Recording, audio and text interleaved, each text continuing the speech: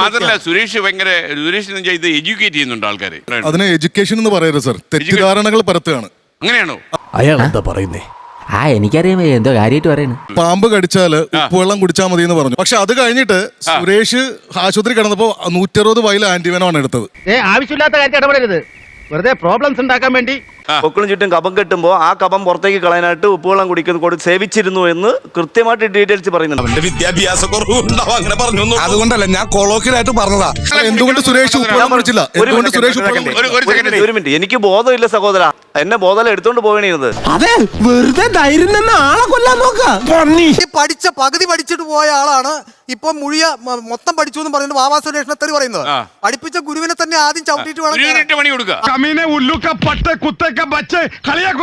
ഇന്ത്യയിൽ ആദ്യമായിട്ട് വനം വകുപ്പിലെ അന്നത്തെ deputy range officer Jayan Chittar ആ ടീമിന് റാന്നിയിൽ ആറാട്ടിയിൽ വെച്ച് ഞാൻ ട്രെയിനിങ് കൊടുക്കുന്ന ഫോട്ടോസും വീഡിയോസ് ആണ് കാണിക്കുന്നത്.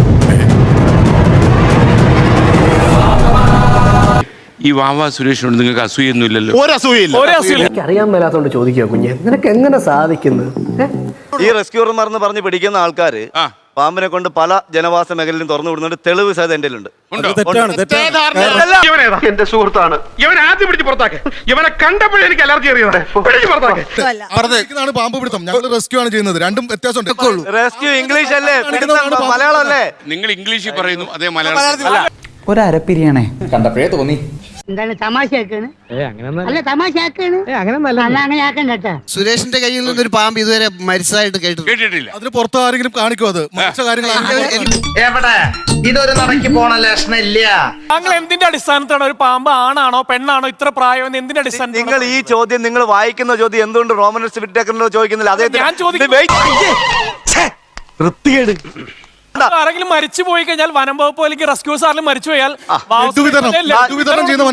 ഞാൻ മറ്റേ അവിടെ വെടിവെച്ചോണ്ടിരിക്കും. അങ്ങോട്ട് പോയിക്കോളി, പോയിക്കോളി, വീട്ടിൽ പോയിക്കോളി. ശരി, ഒരു നീർക്കൊല്ലി തല്ലിക്കൊന്ന നിങ്ങൾ കേസ് എടുക്കുവോ?